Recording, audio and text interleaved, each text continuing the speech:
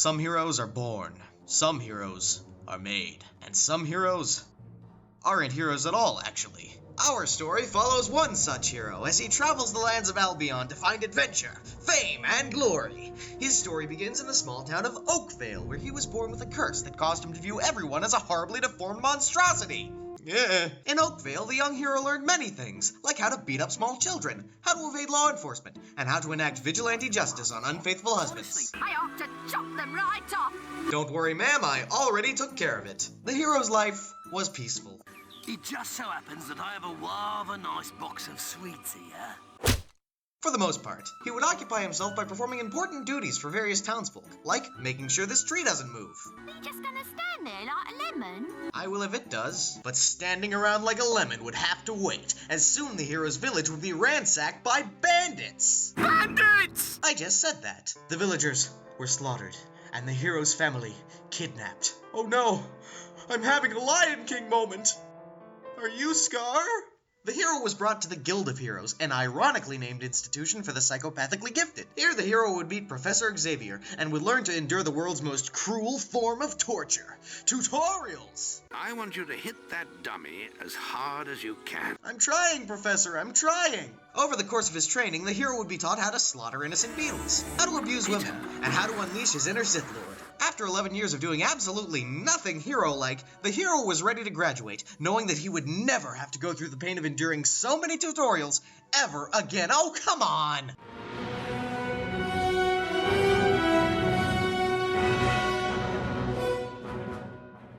And so the hero of Albion stepped out into the world for the first time. What's that? People are in trouble? I'll be on my way! His fame in the land grew as he committed honorable acts like petty theft and communing with dark spirits from the underworld. But he never once forgot that day when his life was stripped from him by the bandit raid on his home. As fate would have it, however, soon the hero would be made to return to the scene of the crime, where Maze would tell him of a CRS living with a bandit king who may know the location of his sister. The hero immediately set out and found the bandit king, a rejected character design from the second Pirates of the Caribbean movie called Twin Blade. And I bet you can't guess why he's called Twin Blade. Yeah, because he has a twin brother. But just then, the CRS stepped out from the shadows, and the hero was shocked to recognize that it was his own sister. Don't you recognize your own sister? Yes, I just said that. The time the hero spent training at the guild, his sister apparently spent creating the most absurdly tragic backstory ever.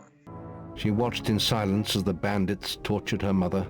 She answered them only with a stare, and so their leader sliced out her eyes. The raiders took the boy's mother and left Teresa alone in the forest.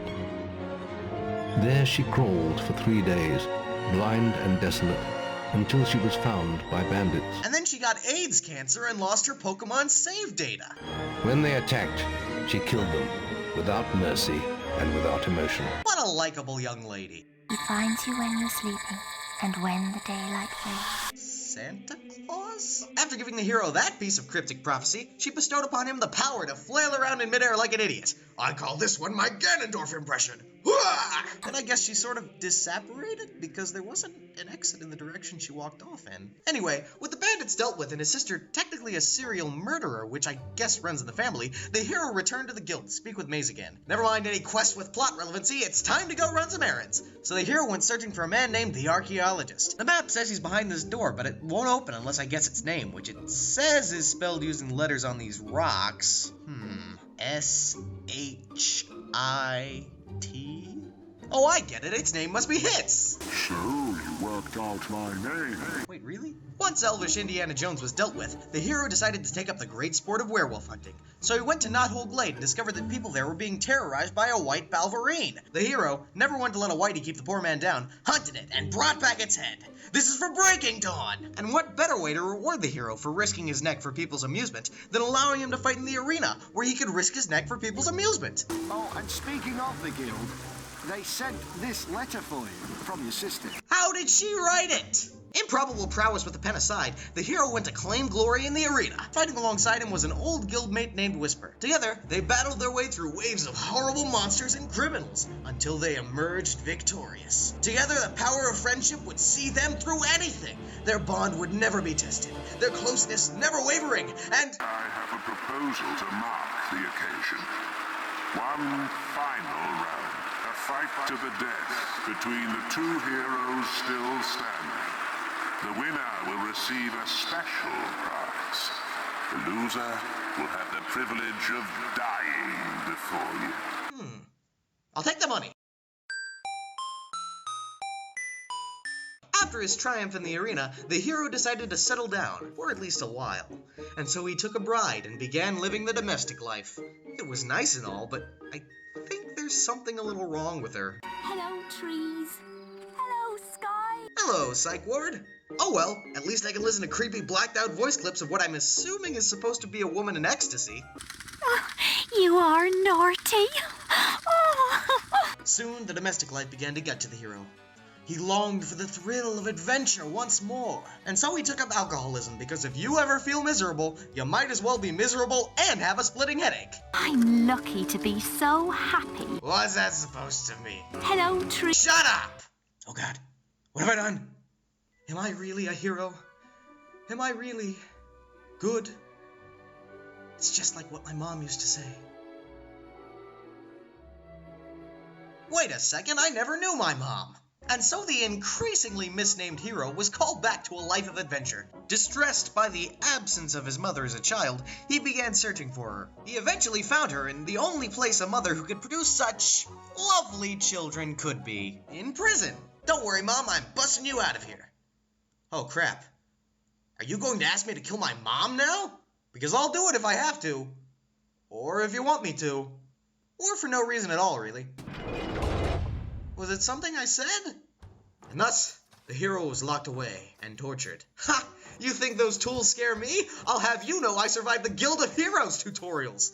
Hey, what are you doing with those calipers? And on that day, the hero learned that tutorials were in fact not the world's most cruel form of torture. His torment continued as he was forced to participate in terribly Greek contests of athleticism, like the sexy marathon, or the sexy listening to of poetry. But one day, the hero managed to steal a key off of a guard and break out of his cell. Using his skills in stealth and lockpicking, the hero managed to sneak out of prison completely undetected and without a scratch on him. With his freedom reclaimed and his mother out with him, the hero turned his attention to Jack of Blades, the unspeakably evil villain who killed his best friend Whisper.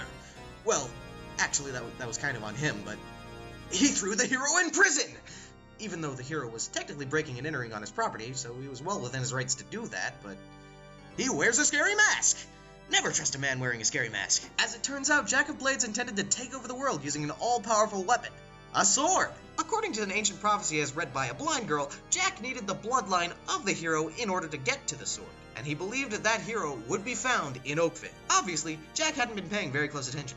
And thus, the hero sought out Jack of Blades, a quest which took him all the way to Canada by the looks of things. What's this?